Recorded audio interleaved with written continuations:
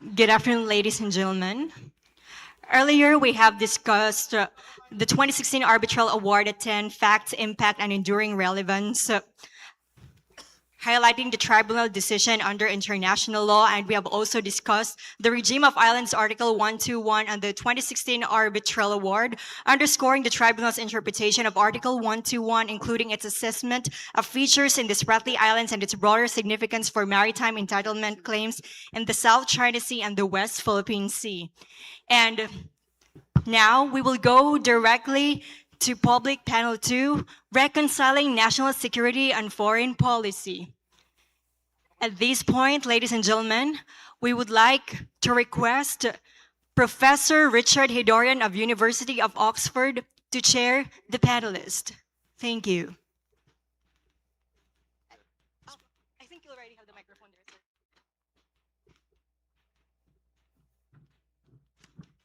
sir. One, two. All right, thank you very much. I'm purely here in my own personal capacity, so if ever I say something untowardly, that's on me. We're a little bit behind schedule, so let's get the ball rolling. We have a very solid panel here, so I'm looking forward to substantive discussions that will help us to digest the very sumptuous lunch and all the accommodations we had here. So today we have with us Prof. Victor Manhit, President of Stratbase Group. We have Dr. Renato De-Castro, Professor at De La Salle University.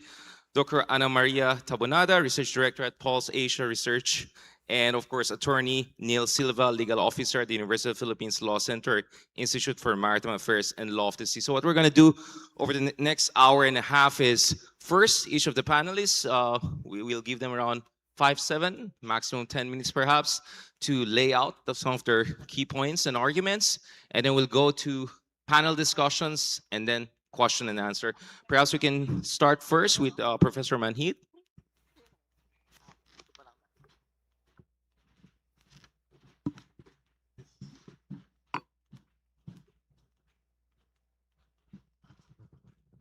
Good afternoon, everyone. Allow me to share some of our thoughts. No, the topic is reconciling national security and foreign policy. When this topic was shared to me, I remembered a conversation I had with the late Secretary Albert Rosario, 2011, and he just came from a trip from Beijing, and he said, "If you can join me for coffee," like I said, why not, Secretary? And he said, "I think we're facing a dangerous world."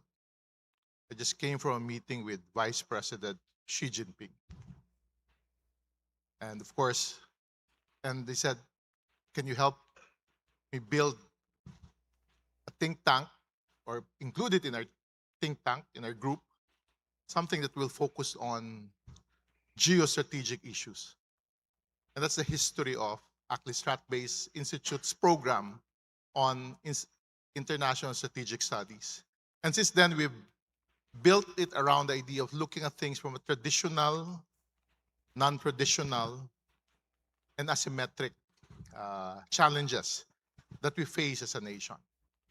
And at the core of this really is that we know for a fact that our northern neighbor, China, under the leadership of President Xi, has its own aspirations, different from the aspirations of a world that shares the value of democracy, a rules-based order that has created progress around the world. But in their case, it was built around the idea of the China dream, that hegemonic dream, which will culminate 2049, as they say, and as a target of their vision. But me, I believe on the idea of a different person, and that is the free and open Indo-Pacific. I even hosted a conference here with Japan because it's the 10th year of the concept of the free and open Indo-Pacific. I'm a believer of that because when I talk of the free and open Indo-Pacific, I see where the Philippines is.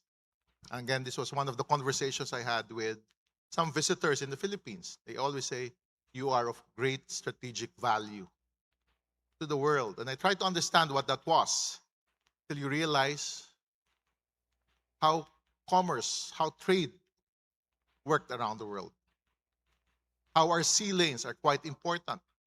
Everybody talks of Malacca Strait, but every time you go up north, you pass through the West Philippine Sea. Or south, if you're coming from Japan, Korea, or even east, if you're coming from Canada, South America, the US. And even submarine cables in this era of digital technologies. No? These are quite important. And we see value. And maybe that was the reason why there was so much interest after the Mischief Reef, after the Paracel Island, on the Scarborough Shoal. It needs to create that choke point. That's why we filed the case in January 2022. I remember that, January 22, 2013, for two reasons. I remember it being shared with me, but the other reason was it was my birthday. So easy to remember the date. No? But what did we learn from there? No? China's claims to historical rights or other sovereign rights or jurisdiction with respect to the maritime areas of South China Sea encompassed by relevant part of the 9-dash are contrary to the convention. We won, I think, 15 out of the 16 arguments. I heard it, read about it in the afternoon of July 12, 2016. 1 day after, 2 days after, 3 days after, no action from government. The spokesperson, when he was even reporting it, as if people died. That's when I first hosted in Stratbase Institute the regular, the annual event on celebrating our victory, our arbitral victory. And at the core of that is the idea that we can build things together through strategic collaboration. At the time, government chose to keep quiet, but us in civil society chose to speak up. No? And today we are on the 10th anniversary already. But the whole idea here is that it's about working, government on one hand, even the private sector, even the international community. In the span of 1 week, I remember 2016, I got to fly in speakers from Australia, Japan, US, and I flew in even the lawyer of the Philippines that won the case. Because governments, diplomatic missions, helped me pay for their trips, sponsored it. Because if the government will not celebrate it, they said, then you should celebrate it. I had Justice Tony Carpio at the time, Richard was with us, the late Albert Rosario, some people in this conference. No? Fast forward, where are we? No? Still, 86% of Filipinos believe we should assert our rights and defend our rights. When we first asked this, it was 84%. Thank you to Pulse Asia also. We first asked this December of 2016. And who should we work with? We said last May. These are the countries that consistently worked with us. Stood up with us in the belief that we live in a rules-based order. Now, as we have heard it from our dear Secretary Chodoro earlier, they're the ones that has strengthened their alliances, built strategic partnerships, and we have seen this since 2023. And I'd like to end this thought. Defending the West Philippine Sea is built around the idea of working together. Could have been a small group initially, but 10 years after, here we are. 10 years after, we have seen month after month this discussion. 2023 was a Transparency International, Transparency Initiative. That was quite a new initiative. But sir, where is it now? And that's the whole idea that I just wanted to share this afternoon. That to look at foreign policy, defend our national interest, and build around the idea that national security is at the core of our foreign policy. Because at the end of the day, that's the interest of the Filipino people. Again, good afternoon and thank you. Thank you very much, Prof. Manhit. No, I think it was a good reminder to everyone how difficult were things just a decade ago, and we shouldn't take our gains, no, on the patriotic front for granted. And we're gonna go back to this theme over the next hour or so. But before that, may we have Professor De-Castro for his presentation.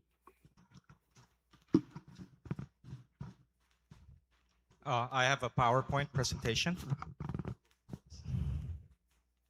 So in a way, this is part 2 of Secretary Gubos Chodoro discussion about, of course, the link between diplomacy and, of course, strategy. So in one of my conversations with Justice Carpio when we were in Canberra, this was in 2017, and we discussed why we filed the case against China, in terms of the arbitration. And he told me about, this was in the aftermath of the Scarborough Shoal incident, when, of course, after China reneged on the agreement and took control of Scarborough Shoal, the late President the late President Benigno Aquino III was very angry. But of course, at that time, we hardly had the military capability. At that time, of course, we only have one. The most modern ship of the Philippine Navy was, of course, a frigate that was transferred from the United States Coast Guard. But of course, that was 10 years ago. Now it's a totally different picture, at least in case of the Philippine Navy. The Philippine Navy does not anymore have any Second World War vintage. And of course, we're talking about the frigates. So, and aside from the fact that at least our military capability has improved compared to 10 years ago, we have, of course, a grand strategy that I'll be discussing this afternoon. So I'll just start a breeze through just a quotation from Frederick the Great when we talk about, of course, diplomacy without arms is like music without the instrument. As the saying goes, diplomacy is the velvet glove that covers the iron fist of the military capability. Seasoned veteran diplomats know this better as you negotiate. Okay? So, of course, in the second decade of the 21st century, China launched an integrated maritime campaign. I'll just breeze through this. Of course, in effort, China must develop and use the necessary instruments to basically effect its maritime integrated expansion of the South China Sea. Of course, when you talk about the what we call the 3 dragons, before it was about 8, now we have 3 dragons. You have the People's Liberation Army's Navy, you have the Chinese Coast Guard, and of course, you have the maritime militia. Of course, long-term objective is to take control of the entire, about 85 or 90% of the South China Sea. Of course, we have challenges. Since the time of the late Benigno Aquino III in 2011, in the aftermath of the Reed Bank incident, of course, the Philippines at that time had decided to challenge Chinese maritime expansion. So lacking, of course, the military capability, we have to rely on a term being used right now, lawfare. A means of using, of course, international law to balance the playing field. This was aimed, of course, at depriving China of the prospect of achieving the end goal of its integrated maritime expansion, basically imposing, forcing countries to accept China's expansive claim and in a way achieve what we call de jure. China's basically effected a de facto, meaning what's happening on the ground, but of course, China wants us to accept without any question the legitimacy of its expansive claim.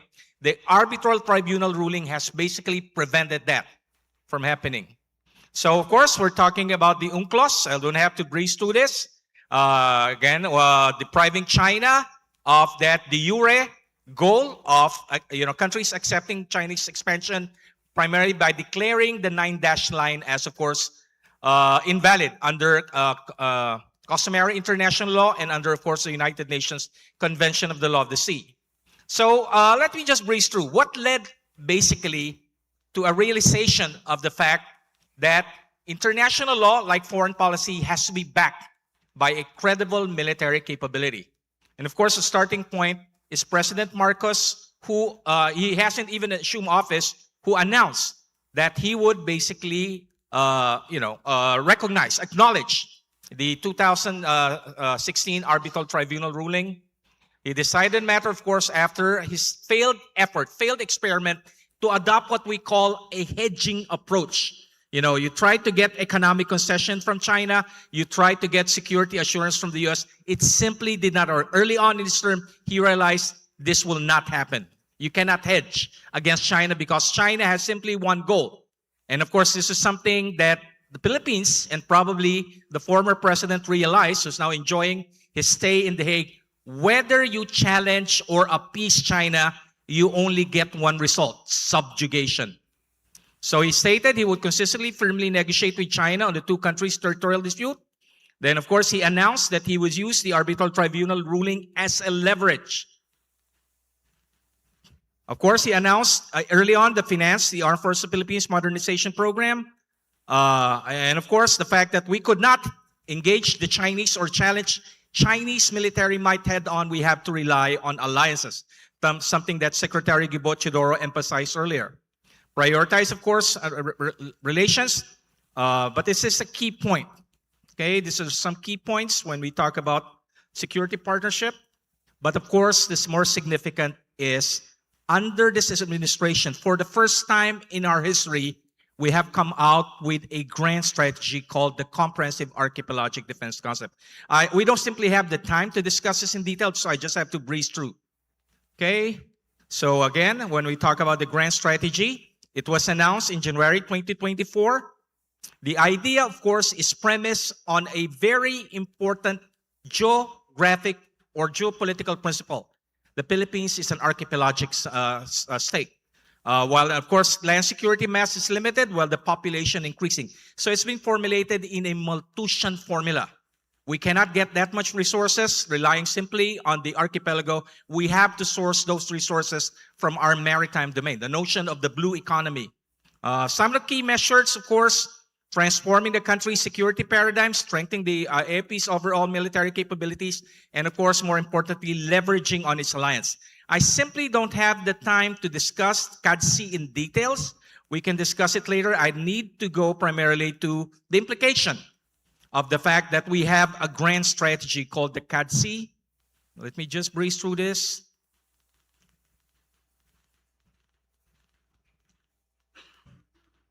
So these are the key points which you can ask me later. I need to go directly to the conclusion.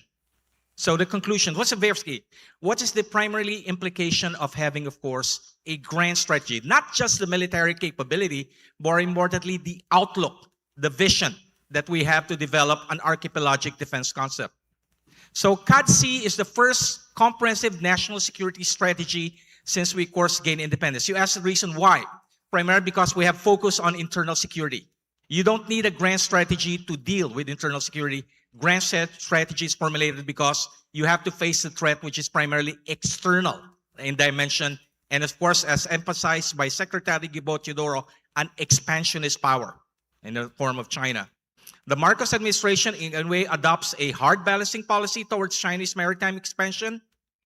CADC requires the armed forces of the Philippines to develop the capabilities it could project its power into our archipelagic domain, into our exclusive economic zone.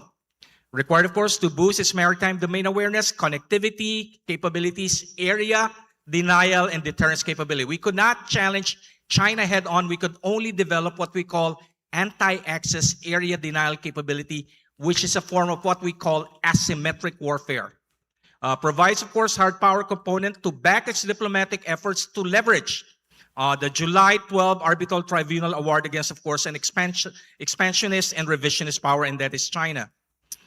By backing the July 12, 2016 with a ruling with a grand strategy based on the archipelagic defense concept, President Marcos or the Marcos administration is simply putting into practice, you know, a point pointed out by E.H. Carr in his book, 20 Years of Crisis, regarding the relation between foreign policy, international law, and the military capability.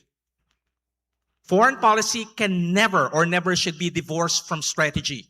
We always say that foreign diplomacy is the first line of defense, but it has to be backed by the military capability. Or it amounts to simply a piece of paper or a lot of noise. Now, diplomats could not rely without the support of the military, the Coast Guard. We cannot have a world wherein everything is handled simply on the base of diplomacy. Diplomacy by itself means nothing. Again, a point is just a lot of noise. Rather, of course, the foreign policy of a country is limited not only by its name, but by the military strength, and more accurately, the ratio of the military strength to that of other countries. So I end my presentation here. So thank you very much for your attention.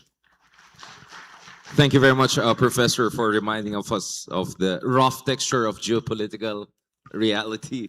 I remember the quote, I think the Russian quote, our only allies are our army, navy, and our own military. With that, let's go to Dr. Tabunda. Sorry, I said Tabunade was. For more the public opinion perspective, no, because this is very important as we go later on into discussion of the whole of nation approach to the West Philippine Sea issue. Good afternoon. I'm here to present the latest survey results on the West Philippine Sea. The survey was conducted from February 27 to March 2 with a sample size of 1,200 Filipino adults for an error margin of plus or minus 2.8 percentage points. 300 respondents were sampled from each of NCR, Balancezon, Visayas, and Mindanao. Across the nation, a majority of Filipinos, 59%, identify United States President Donald Trump as the foreign leader they like most to visit the Philippines when it hosts the summit of the Association of Southeast Nations, or ASEAN, which is scheduled this coming November. Russian President Vladimir Putin, chosen by 10%, is second most cited, followed by Japanese Prime Minister Takaichi Sanae, cited by 9%. Other foreign leaders are cited by at most 6% of the survey respondents. A plurality of respondents, 37%, identify Philippine Coast Guard spokesperson Commodore J. Tristan Tariela as one they trust most to provide accurate information about incidents in the West Philippine Sea. Department of National Defense Secretary Gilbert Chodoro is trusted by a little over 2 in 10, or 21%. Armed Forces of the Philippines spokesperson for the West Philippine Sea, Rear Admiral Roy Vincent Trinidad, and AFP Chief of Staff General Romeo Bronner are each trusted by 8%. Other government officials are trusted by at most 3% of Filipino adults. When respondents were asked to name at most 3 public figures who should run for senator in May 2028 to fight for the country's rights and interests in the West Philippine Sea, the two most often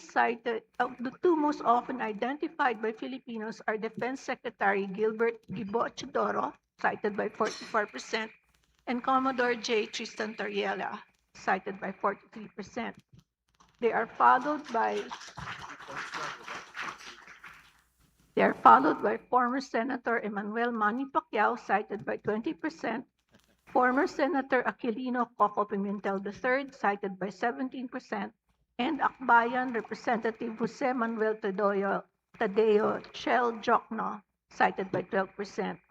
Public support for the other personalities is at most 9%.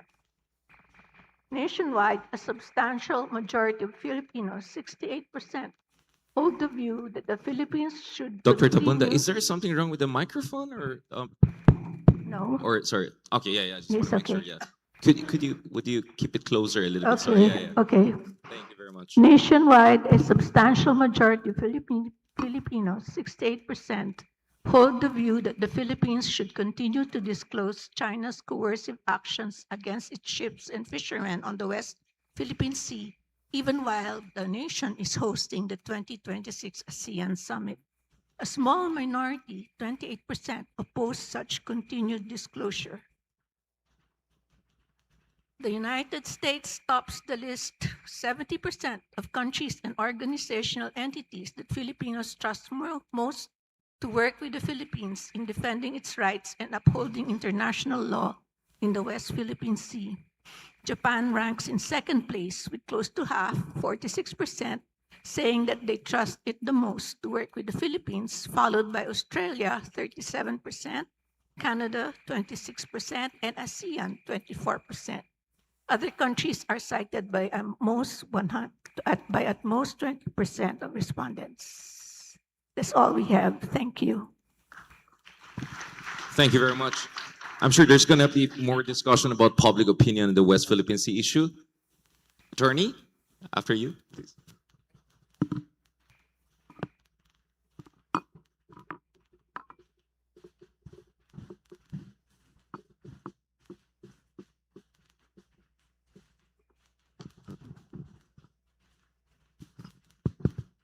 Hello, everyone.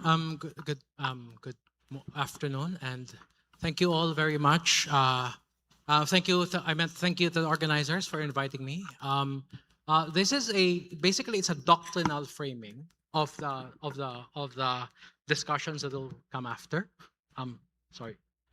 Next slide. So okay, next slide. Okay, just for a note, everything I say is purely my own opinion. And I would like to acknowledge the assistance of a lot of people, including our research assistants, as also interviewees in the process of this and other presentations from the DFA, DND, and within the University of the Philippines. Next slide. So first of all, I always, these are one of the things I need to start with is when we are discussing the South China Sea and the West Philippine Sea, because this presentation is primarily about pursuing our legal rights. And so in order to do that, we need to understand what are the disputes in the South China Sea, including the part of it which is under Philippine jurisdiction that we call the West Philippine Sea.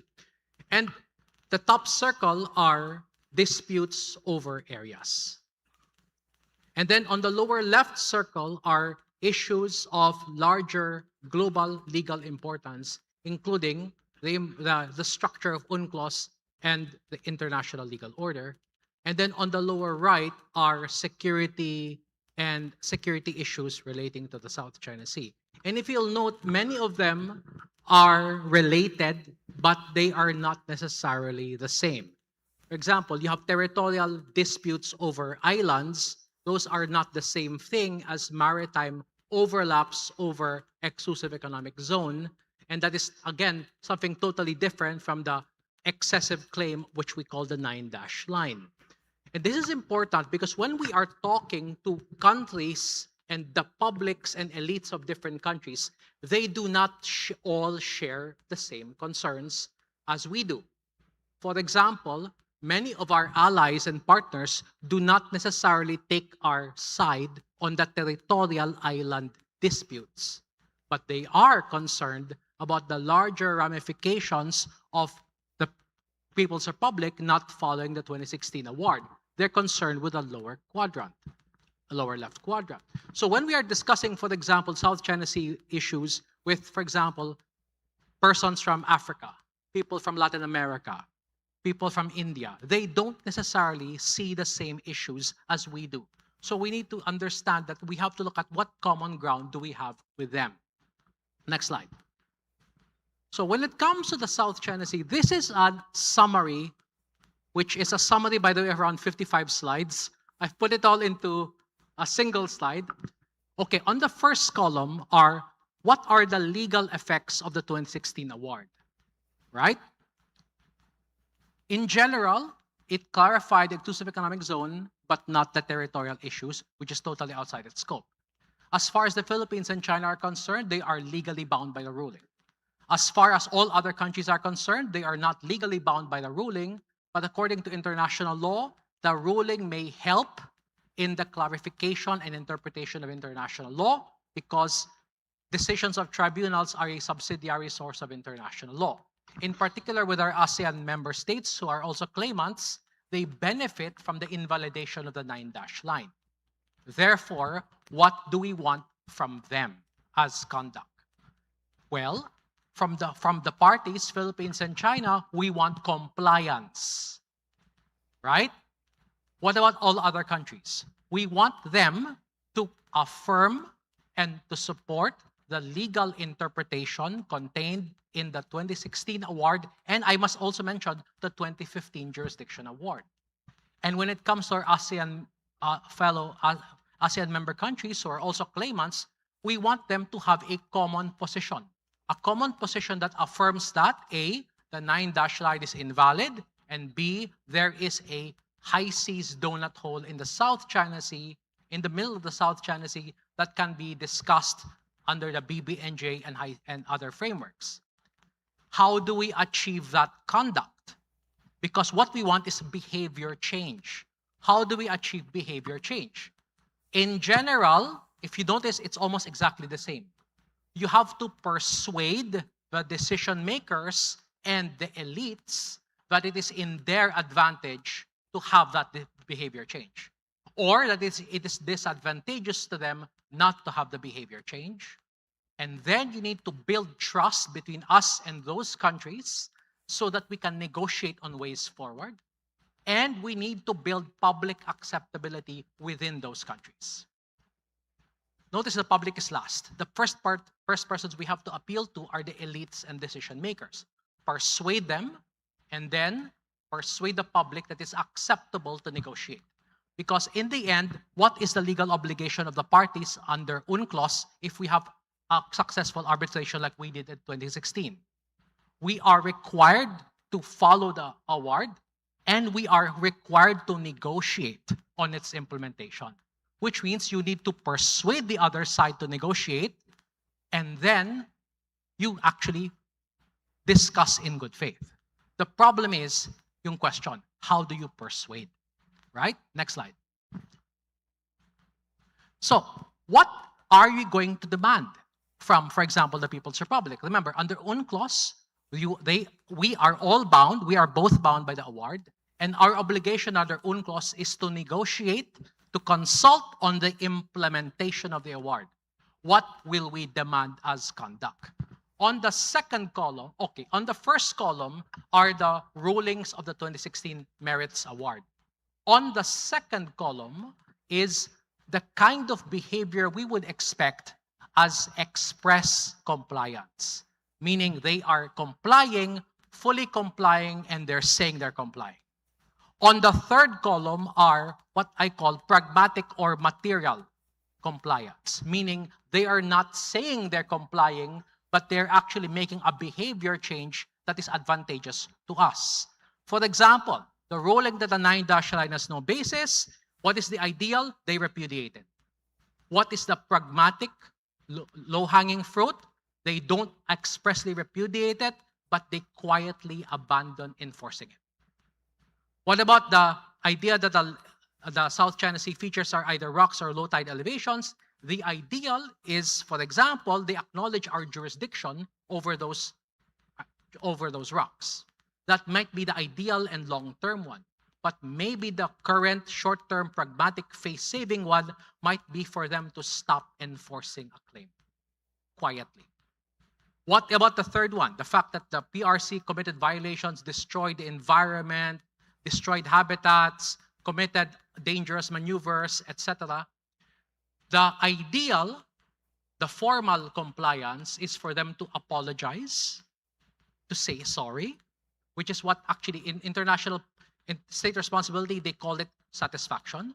They pay damages, and then they abandon the reclaimed areas and turn them over to the Philippines or try to restore them back to their natural state.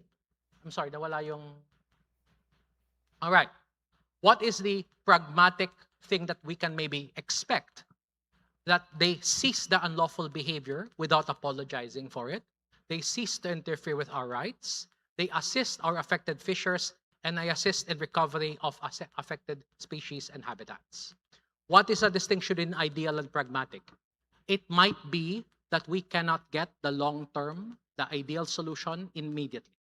It may be that in the short and medium term, we need to push for the pragmatic solution. Another thing to consider is that if you look at it from an elite decision maker in China, if they comply with the ideal solution, what do you think will happen to them? Do you think they will rise in the hierarchy of the Communist Party if they advocate complying with the ideal solution? But maybe a pragmatic change in behavior without express apology might be more realistic in the short and medium term. The thing to see here is achieving compliance with our rights may not necessarily be a short-term thing. we need to see it as a generational issue. To quote my own boss, Dr. J. Batong Bakal, it is a generational effort. Next slide. So, what therefore do we need to do? Well, this is something I proposed some way back. We need to do a mix of hard and soft solutions. If you go all soft, you will not be able to pressure and persuade a non-compliant party. If you go all hard, then they may double down because they don't want to lose face with their internal elites and internal publics. Always remember that you are not talking to countries.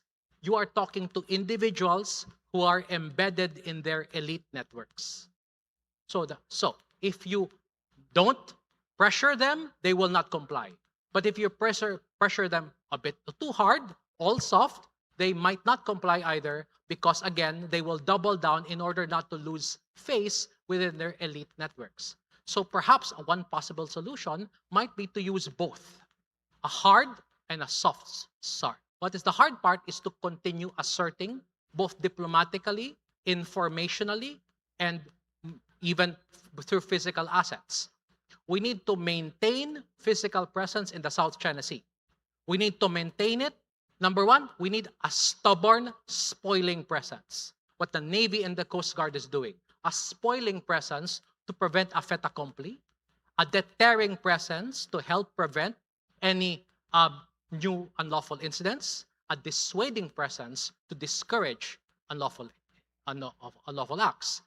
And we need to continue doing protests. That is what the DFA does, to protest against unlawful acts or démarche, for example, against concerning acts. We need to continue enforcing our law enforcement and other enforcement of our legal rights. And we need to publicize our legal positions informationally as well as through academic literature.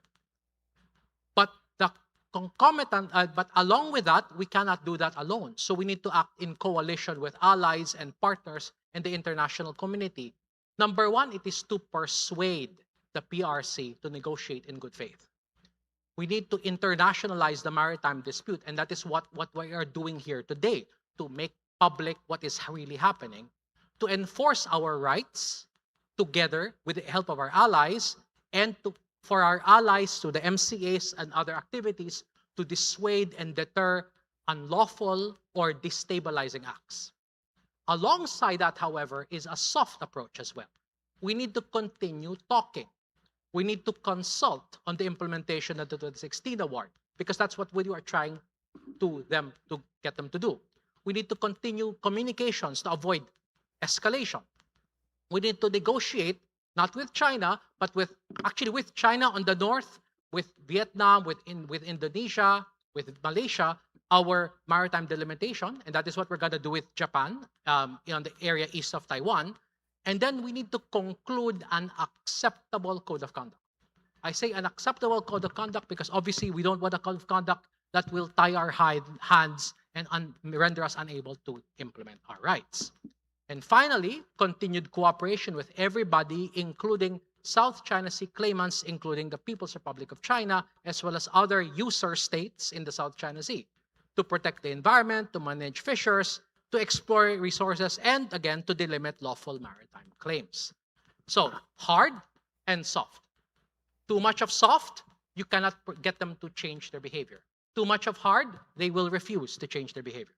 How do we, remember, we are not talking to countries. We're talking to individual decision makers embedded in their elite networks. That is the thing that I have to stress. So, AC, DC. It's a deliberate, you have to, it's hard and soft go together. Assert, but at the same time, discuss. Cooperate, but at the same time, coalesce. And by the way, there is a framework already in the Indo-Pacific for both cooperation and coalition. Next slide. This is it. Some of you have already seen this because I've been doing this a lot. This is the Hub and Spokes Alliance framework, including the alliances and arrangements that include defense guarantees. Those are the one in large blue lines. And then the black line, broken black lines are security frameworks without defense guarantees. But at the same time, if you look at the very large red rectangle, those are the parties to the Treaty of Amity and Cooperation. And if today is the 10th anniversary of the Treaty of Amity and Cooperation, we are also celebrating this year the 50th anniversary, of the 10th anniversary of the award. We are also celebrating today, in this year, the 50th anniversary of the Treaty of Amity and Cooperation. The point here is that we have a framework that allows us to have like-minded states pressure China to change its behavior, but we also have a framework for continued cooperation moving forward. Let us remember, we are not here for the short term. We are here for a long-term, generational effort, to quote the words of my boss, Dr. Batong Bakal, to persuade behavior by China and also to persuade the international community to absorb into their practice, into their treaties, the legal principles enunciated in the 2015 Jurisdiction Award and the 2016 Merits Award. That is the way forward. The question here is, how do we persuade China to cross the bridge to talk to us in good faith? That means we need to keep the bridge open, but at the same time, we need to have means of enforcing the trust to keep it from getting broken. That is what the alliances are for. Hard and soft, because that is the long way forward to reach fruition in international law, because international law has no enforcement mechanism of its own. That is the reality of living in a decentralized international legal system. Next slide. That concludes my presentation. I would like to close with this quote from Isaiah: "The work of justice is peace. Peace comes from justice, peace and stability." Thank you all very much. Thank you.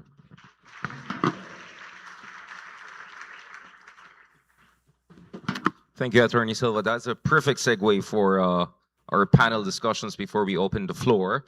We started a little bit behind schedule, so we're going to have around like 45 minutes, 50 minutes moving forward. First of all, just to put things into perspective, can I just get your perspectives on how far do you think we have come over the past decade, and what do you think is the Goldilocks approach when it comes to combining diplomacy and deterrence, starting with Professor Dindo Manhit, perhaps with Dr. Tabunda, in terms of public opinion, how far we have come in terms of unifying the Filipino people, or at least having a unified or coherent understanding of the Philippines' interest as far as the surveys of Pulse Asia over the past decade is concerned. But may we start first with Professor Dindo, because you made some refreshers about, we really started from a very difficult spot and we have come a long way from those days. Thank you, Richard, for your question. Something to remind us with was that really the 2012 Scarborough Shoal incident did not allow us to build a coalition at that time yet. Because I remember the concept that these are disputed territories. That's why even our ally, which is the US, basically wanted us to talk to China, or even wanted us to engage with China. But the whole idea was, if we build it around the idea that on international law, based on UNCLOS, we can force the issue on who has that right over this maritime territory. And that's what we got in 2016. But what we lacked in 2016 was we did not do anything about it. It was a piece of paper. So we lost 6 years. That's why it's quite nice that 2023, there was clarity of purpose for this government. Of course, initially 2022, they were still hedging. But 2023, we saw how it evolved. If I was just giving so much time, we tracked all the engagement and the activities, and you saw how countries that believe on the rules-based order, that saw the value of international law, jumped maybe the bandwagon to be working with us. And we see that today with the multilateral maritime cooperation activities. We see that with military exercises. We see that with the fast tracking of discussions on VFAs. So the rule itself, or UNCLOS itself, or the international law became the basis of these alliances. And it gives us the power to build a coalition to help us defend what is ours, given our own capacities. So we need to always remember that. At the core of it was our victory in 2016. And from there, we could have built more. Took up some time. We lost 6 years, but at least we're here. Imagine what we could have built this past 10 years. So an optimal baseline, right, for us to work from. But can you also remind people about, there were a lot of naysayers Oh, yes. when ADR, God bless him, Yes. pushed for this, right? Many people were saying, oh, this is not going to make any difference. The first question then was, which is could be a good take-off point for Dr. Tabunda. People said, can we defeat China? We will lose out to China economically. So the first thing we did as helping him out was not my choice, but Secretary Albert's choice. He asked Social Weather Station to run it. And this was 2013. 70% of Filipinos was with us. 2013. Then he said, Dindo, what do you think of the economic side? Then we studied the economic relationship with China. There's no truth until today, 2026, that China is our most important economic partner. That is the spokesperson of China. Once in a while, we call them DTI. Because there's no data that supports that. China is the #1 source of our import. But what does it mean? They sell us things that we might not need. So he delivered a speech, if I remember it right, 2013. Joint Management Association of the Philippines, PCCI, and Makati Business Club, based on the data or the research we did, that there's no threat economically. And did we really lose anything when we filed? They showed a picture of 3 containers of banana being stopped in China. First thing I said, but we don't really export banana to China. Maybe somebody just lost this shipment. It's not an impact. No? And now, after 6 years of being nice with China, 2016 to 2022, you know how much investment we got from China? 0.99% of investment. Japan continues to be #1. The US, collectively the EU. China is even #4, 5, 6, not even. So it just tells us that if we only know what our national interest is, don't be afraid of other things. No? And it takes maybe a way for us to think strategically. You have to go beyond the political side and think long term. And that's what we did in 2013 when we filed the case, won it, and we need to build it. So this now goes beyond 2028 in the next election cycle, because this is beyond any administration, Richard. Before I go to Dr. Tabunda for also the public opinion, may I also get your point of view, Professor De-Castro, how far we have come in terms of building our credible defense posture? Because after all, our arbitration case was part of a bigger package of resistance and upholding our sovereign rights. Okay. Can we have... Sige. And I'll get back to you, Professor De-Castro. Yes, Dr. Tapon. The survey results indicate that our people recognize that we need the help of the United States in asserting our rights, our claims in the West Philippine Sea. That much they recognize.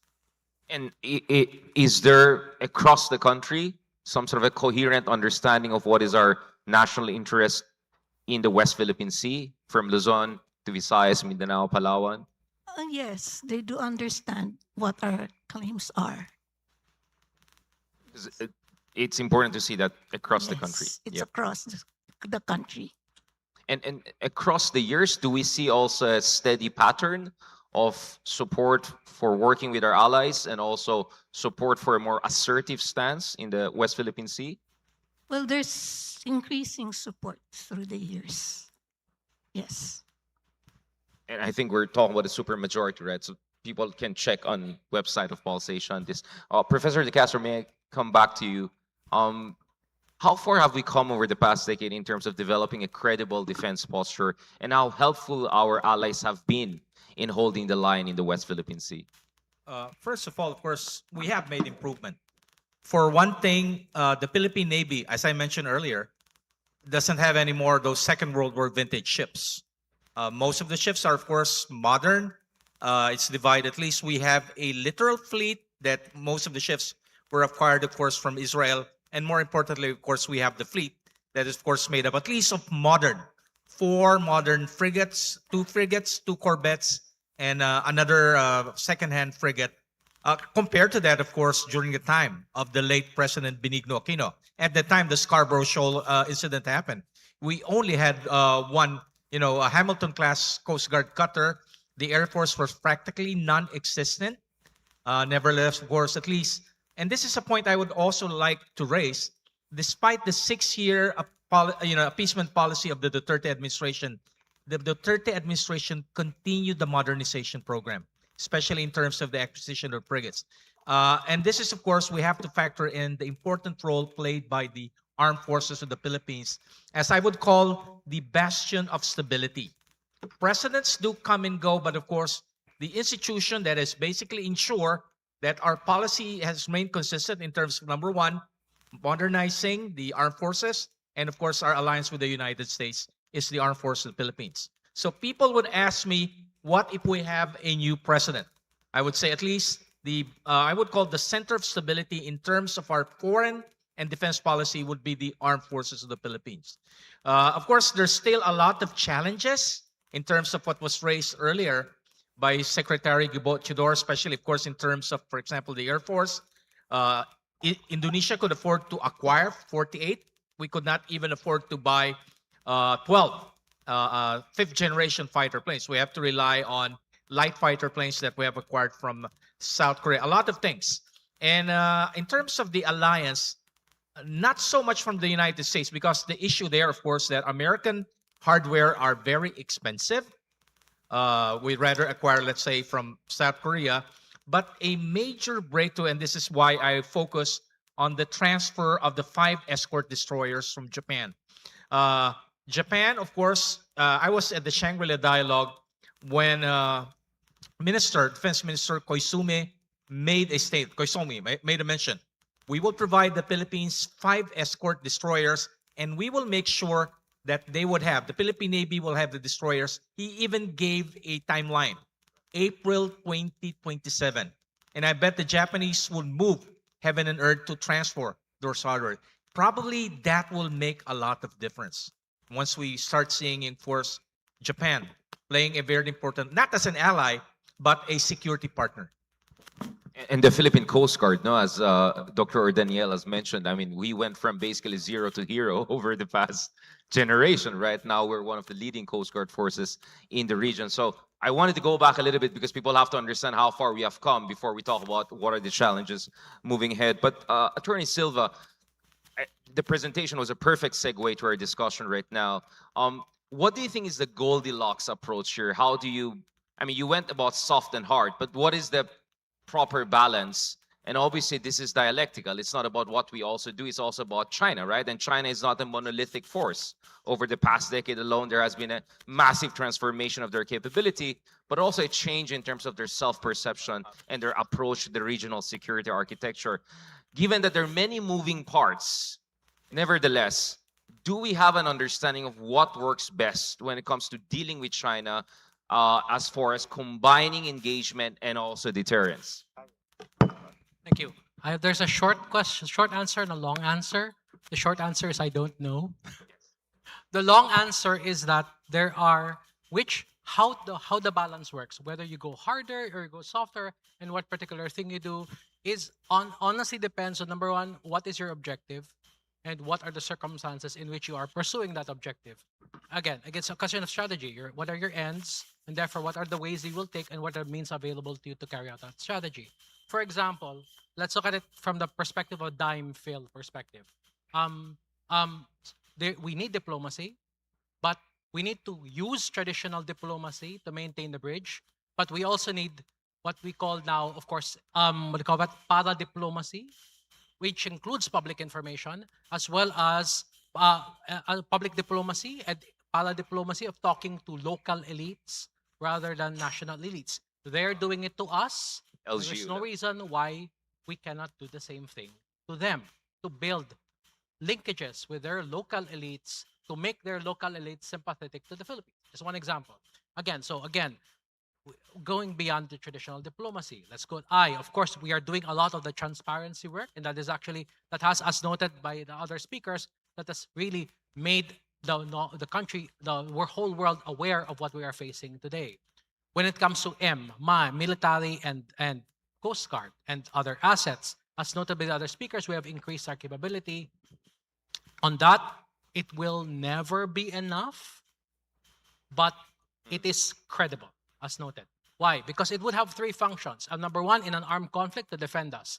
But in peacetime competition, they need to maintain a spoiling presence. Even if only 3 ships are sailing, those 3 are enough to prevent China from claiming victory. This is ours, right? We are maintaining a spoiling presence. And at the same time, a dissuasive deterrent presence as well against new unlawful actions. Again, FIL, let's go to law. We may need to file a case at some point. And at one point, one of the things that we could have done and we could do, actually, is noted, because it's already 10 years. The tribunal said that China destroyed environmental habitat. Yeah. Can we give them a bill?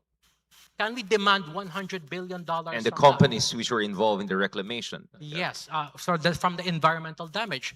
There is a project which is public knowledge called Reinvest, which is about valuing the environment in the South China Sea, which is funded by DOST.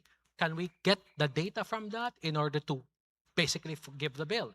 Now, question, will they say yes? Almost certainly no, which is why hard maybe to continue persuading the world, hey, we are the good guys, they're the bad guys, are doing something to us.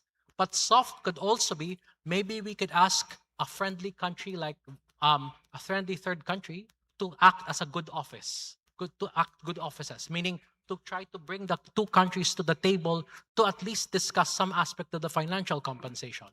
So it should be, again, mixture of ways, a mixture of means for the single end of making sure that our country's objectives and above all the welfare of our people and our fisher folk is protected. Thank you. Just to push you a little bit on the point you raised a while ago. I mean, we talk a lot about our traditional allies, right? US, Japan, Australia, Canada. But what about the global South? We're the ASEAN chair this year. Should we reach out more to the rest of the Southeast Asia? Can we expect more support from the global South and Africa? Because I think our friends at AMTI, CSIS, they have a tracker of how many countries have supported us overtly and not. I want to see that list a little bit more diverse, right? And much more global. Although you mentioned that it's also not only about overt support, there are also other ways of supporting us. How can we make the network of support much more diversified and expansive? Because the Chinese play the global South card very aggressively. I'll give a limited legal answer, but I defer to the geopolitics experts on the diplomatic other stuff.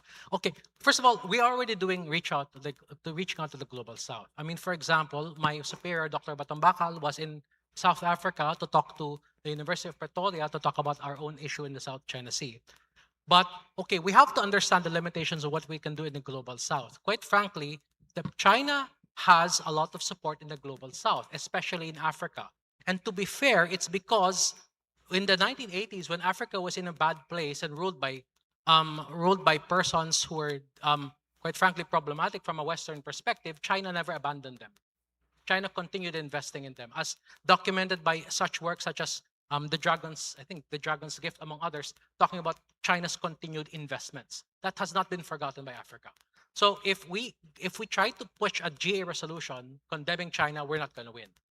We do, however, have common concerns. We both want UNCLOS to continue. It was Africa and Latin America that pioneered the exclusive economic zone, and all of us are suffering from distant water fleets of China. So if something on a broadly worded, for example, effort to get support for UNCLOS, to get support for the rights of coastal states in the exclusive economic zone, I think we can get support from the global South when it comes to those issues. But for anything that is against China, number one, it's against their self-interest and their traditions, but also, quite frankly, they're not interested. It's not their fight. So, however, the maintenance of the legal system that gives them their rights, that is their fight. And maybe we can enlist their support in defending that legal order. And one quickly before I open up. What is your conception? Again, I'll start with Professor Manhit.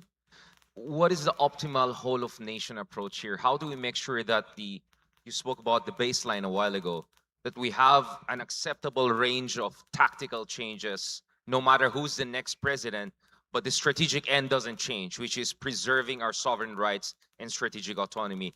How do we achieve that? What lessons have we learned over the past decade, including those very difficult, dark 6 years of Duterte we all had to survive together? I think if you would look beyond 2028, if that's the premise, I think dealing with this security issue, and I say it would be our national interest.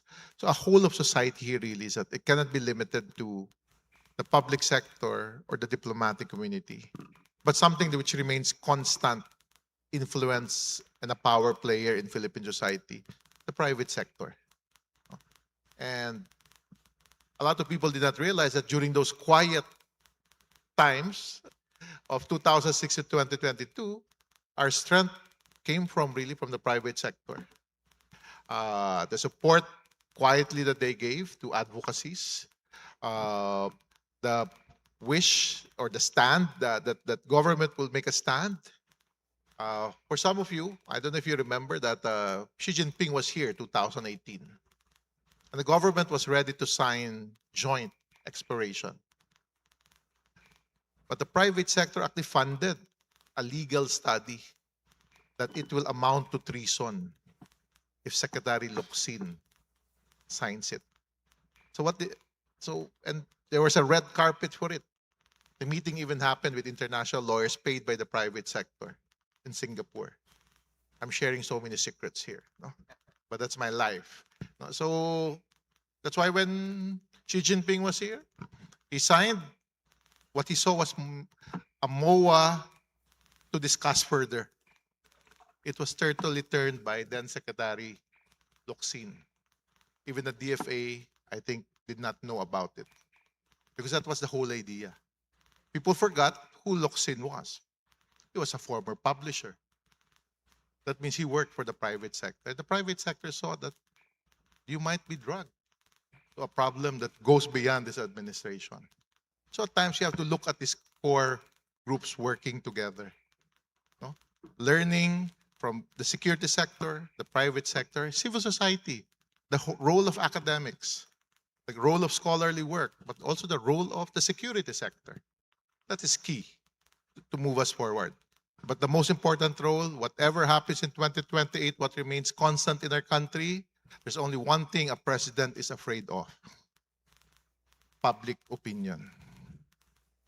In 2016, after President Duterte had a red carpet visit to Beijing, and the first thing he said was, "I would like a new world order." I don't know if some of you would remember that.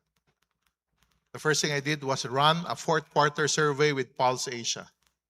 The result was 84% of Filipinos would like President Duterte to stand up against China. The following day, the Presidential Commission led by Martin Andanar said, "We will stand up against China." It's just because public opinion remained constant. But public opinion will not remain constant in the age of foreign interference and malign influence if we don't have these discussions, if we don't push back. And we are seeing that in some data. If you will break down the data of Dr. Tabunda, we'd notice that in northern Luzon, it's getting weak in terms of undecided, or in Mindanao. So you have to factor that in also, the constant advocacy. No? And that's what we are sworn in, people like me and our institutions. And we're from the private sector, funded by the private sector. And I'm talking in behalf of the private sector. So that's what the whole of society is. And this private sector that I'm referring to contributes to cabinet secretaries. Secretary Gubo Chodoro, my closest to him was we sat on the board of the Chamber of Mines of the Philippines. Nothing to do with defense for how many years? No, or other members of the cabinet. Secretary Dizon of DPWH started with Stratbase. Or a couple of undersecretaries, a USEC and another secretary of DBM. So they all came from the private sector. But imagine if they work with government, they work with their security, they work with academics, and we all work as one nation. Then maybe, maybe our northern neighbor that I like to attribute, named China, should wake up. That we will stand up as a Filipino nation.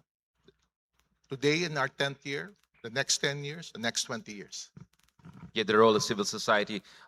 Professor De-Castro, I mean, how do we tride-or-proof our long-term defense policy, concerning the ebbs and flows? But you correctly mentioned that even under the previous administration, there was a continuation of AFP modernization. Well, at least now we have what they call a term grand strategy, which incorporates everything. At least you have there a vision that the expenditure, the force structure would be more or less of a tri-service, and of course the focus would be archipelagic defense. Again, you might have a next president who might think, let's appease China, let's do away. Again, you go back to the early months of the Duterte administration when he tried to basically reverse the modernization program that began during the Aquino administration, and he got a cold shoulder from the armed forces. Eventually, he had to wait for a moment to basically say, oh, the modernization program is good, and that happened during the siege of Marawi.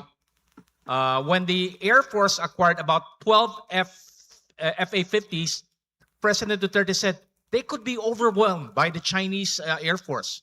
After Marawi, he realized, again, they do matter. Not in terms simply of the quantity, but of course, at least he has the support of the armed force of the Philippines. So the next president, whether, of course, he or she might be hell-bent on appeasing China, would still have to take into account the view of the armed forces of the Philippines.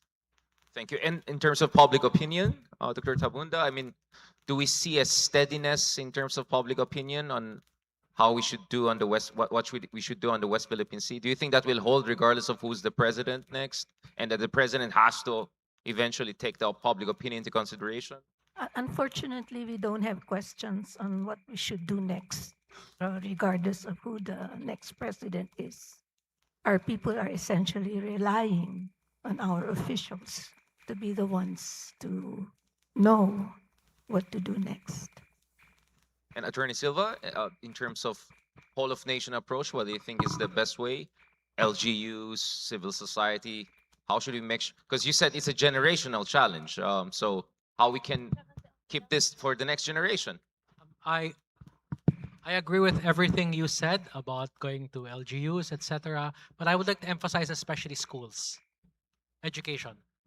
It's a generational challenge, and it may be that in our generation, in our lifetime, we will not get like-minded and or international law-minded leaders in the People's Republic. So we need to make sure that we don't lose a national, as noted, the national consensus concerning our rights. How? So we need to continue with our education efforts in elementary to build awareness of our legal entitlements, but also, by the way, to build knowledge of critical thinking, so that we are not easily swayed by false information or misleading use, even of accurate information, which are misleadingly and maliciously used. In addition, however, I would like to highlight it's not just a whole of nation approach. I think we should have a whole of region approach. That means bringing together not only Filipinos but also Southeast Asians, East Asians, South Asians, even people from China, North Asia, to become more aware, even if they don't necessarily agree with our stance, to become aware of the cardinal importance of international law. So if we make people aware international law is important, you should comply with international law, because international law is the basis for peace and order in the world. Maybe at some point, one generation from now, those people whom we have told international law is important will become the decision makers in their countries. And they will help support us, and then they will help persuade Chinese leaders to discuss in good faith our way forward. So that's it. Thank you. Thank you very much for that. Let's open this up. Maybe I'll take by threes, and then please also clarify. So we have number one, two. Anyone else? Let's go three. Okay. Can we start with the? Sorry, my eyes are not very. Yes. Yes, I'm a retired ambassador, Marilyn Alarilla. My last posting was in Turkey, also in Laos. And I'm now teaching at De La Salle College of St. Benilde. I'm also a professor at Silliman University. My question actually is about the theme, reconciling national security and foreign policy. Shouldn't it be how foreign policy should strengthen national security? So I'm really wondering why, how, is there a difference? But for foreign policy, one of our goals is to strengthen national security. So we have hard power, soft power, smart power. So it seems that the focus now is more on hard power. But currently for the DFA, although you may have suggestions on like reforming, adjusting, so we focus on security, political, the traditional security issues and non-traditional, also economic security, and then the third pillar. So those are the two pillars. Third pillar is the overseas Filipinos. It's still like that up to now. Would you want to change it? And then, so now, if we are, let's say, talking about hard power, so we look at our military capabilities. It's also very important for us in strengthening and implementing our foreign policy if we have all these components of hard power. But we also look at soft power. How is the soft power of the Philippines in terms of our culture, in terms of our values, especially today? And to talk about education, informing, we are among the laggers in terms of education. And smart power combines both the hard power and soft power. So how do we develop that? And then based on the discussion, what I had in mind is that like Secretary Teodoro was thinking of, let's say, 10-year period. And then last night, Secretary Oban was also looking at our future. Can we have a roadmap where each, let's say, whole of society approach, but it's a roadmap. But the problem now is even government agencies and offices are not aware or don't know what they should be doing. We're all like scattered. So maybe just start first a roadmap for the public offices, government offices, and what should be done. And we reconcile as well not only the security or the military capabilities, but perhaps the economic opportunities like the blue economy arising from the potential of the marine resources, because that will help our population, our people, the Filipino people, as well as also contributing to the defense resources. So maybe we can get more of our defense resources Right. because we're improving our, let's say, oil and gas resources, undersea mineral resources, all the others. But we still don't have it. Why don't we have it? Yeah, Can we not perhaps we plan can it? have a technical working group to come up with the action plan. But thank you for that combination of ontological and also technical interventions. Very long, sorry. Thank you Okay. so. Yeah, indeed, we can go on for a Richard, long time. I'll try to address some of the concerns of Ambassador Alarilla. You have to understand, Ambassador Alarilla, if you've heard of Paxilica, Luzon Economic Corridor, these are offshoots of soft power, the engagement of our government with some of these countries that believe that we are together because we're all believers of the rules-based order. And for them, they know it cannot stop with hard power alone. Because even in the Philippines, the top concern for a person like me that tracks this to surveys after surveys, it's economic.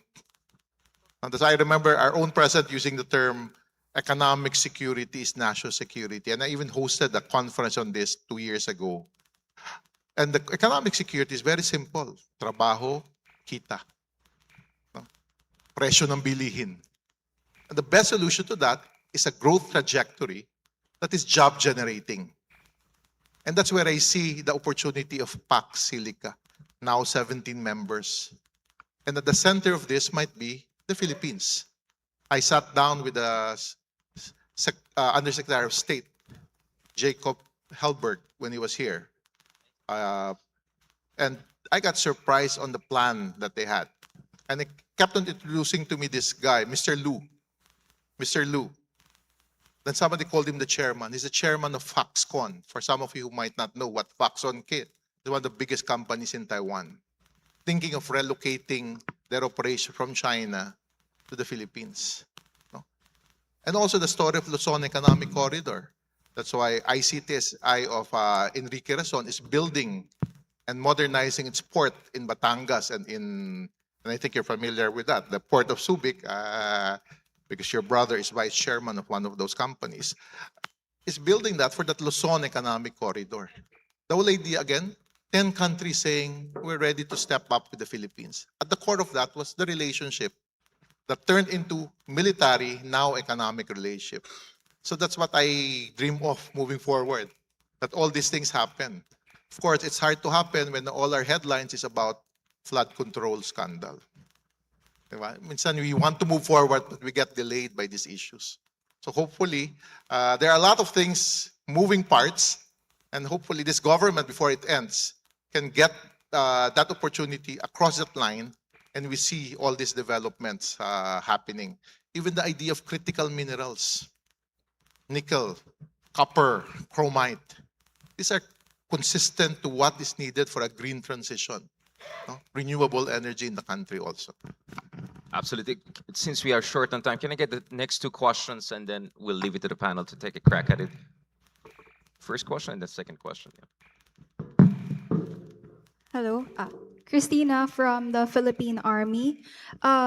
I would just like to ask on the topic of Chinese maritime militia vessels. So CMMs are a recurring presence across the West Philippine Sea features, from Bajo de Masinloc to as far as the Philippine Rise, and they operate deliberately in a gray zone, nominally civilian, which limits the security sector's response options and lets China plausibly deny state responsibility whenever we lodge diplomatic protests. Layer on top of that the UNCLOS reality that vessels, including research vessels, retain a freedom of navigation on the high seas. So presence alone often isn't actionable for us. It's the specific activity that has to be proven. Given that, beyond feeding evidentiary documentation to the DFA to build attribution cases and coordinate unilateral pressure, what else can the AFP realistically do? Is there room for a more forward operational posture that doesn't just document the gray zone activity, but actively raises the cost of operating in it? That's my question. Thank you very much. All right, thank you. One more question, and then we have a third question also there at the back. Gentleman here in the front. Sorry, one more here, and then one also at the back. Sorry. You want to go ahead, please? Please, yeah. Mr. Lacson. Hello. I'm John Morty Lacson from the private sector. The question may be answered by Dr. Tabunda, or maybe other panelists can chip in. You presented earlier that 96% of overwhelmingly Filipinos support the stand on the West Philippine Sea issue. Even prior to that, even again during the previous administration, it's really very high. But if you're gonna stitch it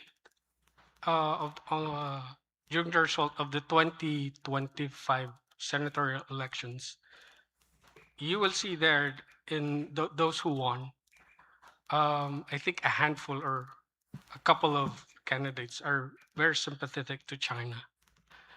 I cannot understand where's the disconnect. What's the seeming disconnect of the numbers? Right, because probably no one talked about it because they were scared to get banned on TikTok. One more question there at the back. That's actually true. Yeah. So good afternoon. This is really a combination of a question and also a reinforcement of what Attorney Silva said, and the thematic point that was raised since yesterday. Uh, what resonated with me was the last slide of Attorney Justice Carpio about how we can harness our strength as a region, as ASEAN. I think the Philippines owe this. I owe this to the Philippines as an information that I need to share. Um, I'm former undersecretary of the Department of ICT, but one of my memorable role is that I sat as ITU counselor for 3 years in Geneva, and also the chair of the ASEAN Digital Senior Officials Meeting. And I want to share that, to the point of Attorney Silva and other speakers yesterday, we have so many interventions and achievements on the floor where Philippines was joined by all ASEAN countries. For example, there was a very critical issue about how we can lead some of the key committees in the ITU, like satellite, spectrum, child online protection. And normally, these committees always went to the big countries. But when I asked the 3 other ASEAN countries there, Thailand, Malaysia, and Indonesia, and said that this is for ASEAN, everybody joined hands. And so this is just like a reinforcement to your point, and to the point of Justice Carpio yesterday. Regional strategic diplomatic action is important. And so I wish that we will run again in the ITU in November, because our seat in the ITU Council is very, very important. I hope we don't lose that seat. Right. So my question is that how we move forward with the regional diplomatic strategy. Thank you. Yeah, so to streamline this, maybe Professor De-Castro a bit on the forward deployment presence. And then, of course, for Dr. Tabunda, this seeming dissonance. Like people say in surveys, they don't like corrupt people, they don't like pro-China, treasonous people. And yet, go and figure out what explains this seeming dissonance. And probably Attorney Silva, also going back to this issue of taking leadership, regional leadership, ASEAN leadership. How can we work with the rest of region on the question of maritime security? You want to go first, Dr. Tabunda? Yes. The people don't know who among the candidates are pro-China and who are not. And the stance on China is not one of their main considerations in choosing senatorial candidates. They're more focused on national issues. So the point of Dr. Tabunda is very simple. We have to name who those pro-China candidates are. Because last election, they had pictures, they even wore shirts like Atin Ito, West Philippine Sea. Sumasakay sila on those issues. So time now, if you are really serious about these things, you have to name them. You have to attribute. No? Before nga, wag sabihin daw yung pangalang China. Why? They're the ones who are basically aggressive, coercive in our seas. No? So now we need to move it further. Name those candidates. No? But Some of no them one are- did that. I mean, that's the thing. Like, if you look at the senator candidates, I'm not sure They were fought. not. They were not identified. Hmm. One of the questions we did with Pulse Asia, I think 2022 election, was even to say how many would you vote for a pro-China candidate? This was February 2022. The answer was 74% no, and suddenly everybody became anti-China. Even Vice President Sara Duterte. And when we extracted further that question, who is the most anti-China? Bongbong Marcos. February 2022. And he was not anti-China at the time. Because they all turned when you created fear. But what we did not do then was identify who they were. This was COVID campaign, if you remember 2022, and I hosted an online discussion on this. So that's what we need to do in 2028. Maybe develop a Chinador index, no? Yeah, like, and then Chinador. score people how how China, how Philippines, and then we can work it from there. Professor De-Castro, in the forward deployment presence on the more, By who? Forward deployed presence we had a question from folks from the Armed from Forces of the Chinese Philippines. militia? No, for the Philippines, like how do we optimize our existing capabilities to make sure we preserve what we got there in the West Philippine Sea? First of all, China is using what you call swarming approach. China would use overwhelming number. For example, do you remember the incident when we sent the BRP, you think, Malbar, and the Chinese confronted us with, I think, 4 of their frigates, impressing upon us that we simply have the number. So the policy there, of course, is just stand ground. Don't be intimidated by overwhelming Chinese presence. This is what we call, the term used, gray zone operation. Now, of course, the Armed Forces of the Philippines use the term ICAD. In this game, China would use overwhelming force. China's goal is to win without actually fighting by simply impressing upon you, we have the numbers. The approach there, of course, we should not be intimidated by the numbers that the Chinese are showing us. So we have to stand on our ground. Of course, this is easier said than done, and I have nothing but admiration for the Coast Guard. Every time we deployed a single Coast Guard vessel, the Chinese would probably deploy 40 maritime militia, People's Liberation Army's Navy, and Chinese Coast Guard. We still have simply to stand on our ground. The question regarding ASEAN, well, again, you have to look at ASEAN in 2 dimensions. Number one, of course, the socio-technological, that's well. We could have, of course, great parties. We can play golf. But when it comes to what we call the hard security, when we talk about geopolitics, when you talk about the South China Sea issue, when you talk about China, we have to accept the fact. We have to bite the bullet that we're alone. Probably Vietnam would show sympathy. But when it comes to the South Chinese issue, and of course, again, the issue regarding China, again, at the end of the day, ASEAN has, at the end of the day, there is simply no such thing as ASEAN, ASEAN as a whole. Rather, what you have is 11 national interests. ASEAN is primarily an intergovernmental organization, and this is driven, of course, by the national interest of 11 nation states. So we are, taking this strong stand because it's our national interest to do so. About 5 or 10% of 10 of the ASEAN member states couldn't care less because of geography. You don't expect Myanmar, Laos, Thailand to be involved in this, because also at the end of the day, they also have to factor in their trade relation with China. So that's a case. That's a sad reality when we have to look at the geostrategic dimension of the South China Sea issue within the context of ASEAN. Yeah, Attorney Silva, just quickly, having said all of these structural limitations of ASEAN, is there still a Venn diagram there where we can work at least with some ASEAN countries, minilateral perhaps, if not the whole ASEAN 10? Yes, very briefly. I'll also answer earlier a question on maritime militias, because earlier the question is maritime militias. Yes, their presence is legal because in the EEZ, because as long as they're not fishing, they're not mining, it's really their legal right to be there. But we've seen that militias were used in an operation to demonstrate area denial in the East China Sea. So our response again is to maintain a spoiling presence, because it costs a lot to keep those militias intact. And keeping those militias here means that they're not funding, for example, assistance for people who are impoverished in Chinese cities.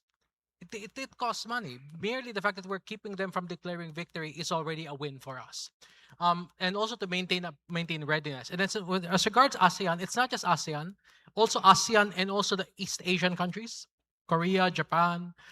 These are, is there a Venn diagram? Yes. With regard to the ASEAN member states who are in the South China Sea, they benefit from the 9-dash line being declared invalid. Right, exactly. With regard to the countries who are not in the South China Sea, they would get benefit, number one, from regional balance and regional stability, but also from UNCLOS as a principle, because everybody benefits from getting a 200 nautical mile EEZ. Yeah. Nobody benefits if you tolerate normal incursions by actual fishing in that EEZ.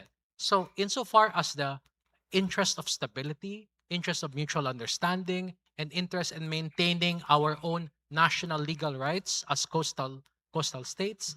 These things, I think, all ASEAN, East Asian, and even Pacific Island countries, and even African and Latin American countries would be with us on these points. And having that consensus means that we have a consensus on which we can build a greater respect for international law, and maybe later on to persuade China and other countries to abide by international law. Thank you very much. Absolutely, we can have a much more variegated and stratified approach when it comes to building support systems here in the ASEAN. I think this was just an evidence that this could be a whole conference in itself for reconciling national security and foreign policy, very ontologically expansive. On that note, let me thank each of the panelists for this really fascinating and comprehensive discussions, and feel free to reach out to them on the sidelines for more extensive discussion. A lot of folks here are prolific writers, so they can perhaps recommend also their works for more details on the points that they raise, and I think that sets a tone for our next special town hall event, and looking forward also to our discussions there. Maraming salamat, and looking forward. Ladies and gentlemen, that concludes the public panel 2, Reconciling National Security and Foreign Policy. Once again, thank you to our chair, Professor Richard Hidarian of the University of Oxford, and to our panelists. At this point, ladies and gentlemen, we'll be having a 10-minute health break. We shall resume at 1600 or at 4 p.m. Thank you.